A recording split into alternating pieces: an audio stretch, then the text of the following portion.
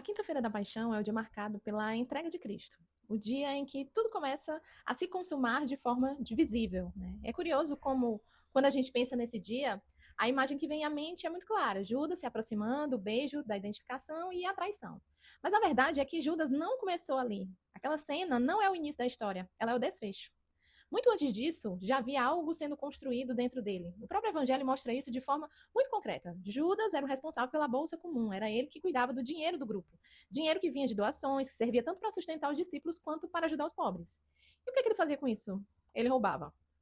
Não era um escândalo público, não era algo que chamasse atenção, era silencioso, pequeno, justificável talvez aos olhos dele mesmo. Um pouco aqui, outro ali, algo que ninguém via, algo que não parecia tão grave. Mas era ali que a traição começava. Porque a grande queda, ela nunca nasce grande. Ela vai sendo preparada nas pequenas concessões que a gente permite. Naquele momento em que a consciência avisa e a gente ignora.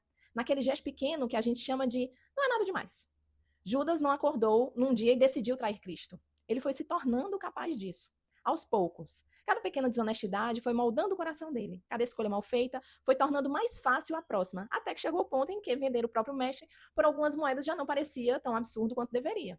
E é isso que torna essa história incômoda, porque ela não fala só dele, ela fala de um mecanismo que é nosso também. A gente gosta de pensar que jamais faria algo tão grande assim, que nunca chegaria a esse nível. Mas a verdade é que a gente também vai se permitindo pequenas traições no cotidiano.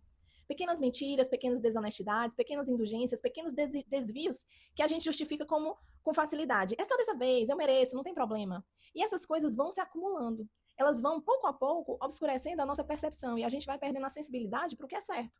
Vai ficando mais difícil enxergar com clareza, mais difícil reagir. Até que quando aparece uma situação maior, a gente já não está mais inteiro por dentro. Já foi enfraquecido antes. Por isso a história de Judas, ela não é sobre uma grande traição, é sobre várias pequenas que foram ignoradas. E talvez o ponto mais sério seja esse. Quando a gente não luta nas coisas pequenas, a gente vai se tornando incapaz de vencer as grandes. Ninguém cai de repente. A queda só se torna visível no fim, mas ela começou muito antes. E é justamente por isso que essa história precisa ser levada a sério. Não para olhar Judas de longe, mas para perceber quanto, sem vigilância, qualquer um de nós pode seguir o mesmo caminho.